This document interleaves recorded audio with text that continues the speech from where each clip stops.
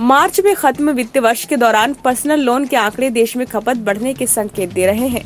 फरवरी में personal loan सालाना 20.4% बढ़े। वित्त वर्ष के पहले महीने यानी अप्रैल 22 में इस कैटेगरी के लोन 14.7% बढ़े थे।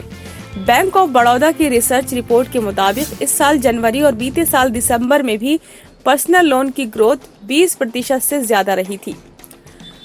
ट्रांस यूनियन सिविल के आंकड़े संकेत देते हैं कि भारत में लोन की मांग बढ़ाने में युवाओं की बड़ी भूमिका रही है।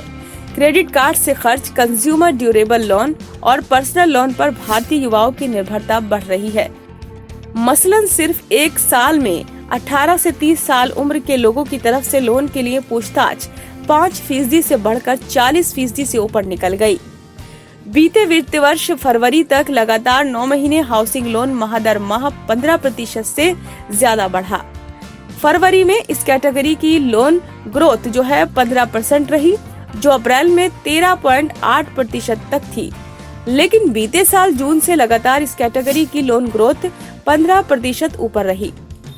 दिलचस्प है कि अप्रैल 2022 में सोने के गहने गिरवी रखकर लिए गए लोन में 3% तक गिरावट आई थी। मई में भी ऐसे लोन की डिमांड 2.9% तक घटी थी। बैंक ऑफ बड़ौदा के चीफ इकोनॉमिस्ट मदन सबनवीस ने कहा कि कुल मिलाकर ऐसा लग रहा है कि रेपो रेट बढ़ने से पर्सनल लोन के उठाव पर अब तक ज्यादा असर नहीं हुआ है, अन्य लोन पर अधिक असर हुआ है। दिलचस्प है कि देश में आम जरूरतें पूरी करने के लिए पर्सनल लोन लेने का चलन बढ़ने के साथ ही निवेश भी बढ़ रहा है। गुरुवार को जारी एमफी के आंकड़ों के मुताबिक मार्च में इक्विटी यानी शेयरों में पैसा लगाने वाले म्यूचुअल फंड्स में निवेश करीब 31% बढ़कर 20,534,21,000 रुपए हो गया।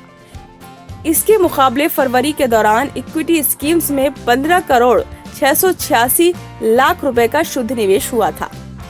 इसका एक मतलब ये भी हुआ है कि शेयर बाजार में उतार चढ़ाव बढ़ने का आम निवेशकों के सेंटिमेंट पर कोई असर नहीं हुआ है। म्यूचुअल फंड में ज्यादातर निवेश लंबी अवधि के लिए होता है। ब्यूरो रिपोर्ट, बिजनेस बाइट्स, नई दिल्ली।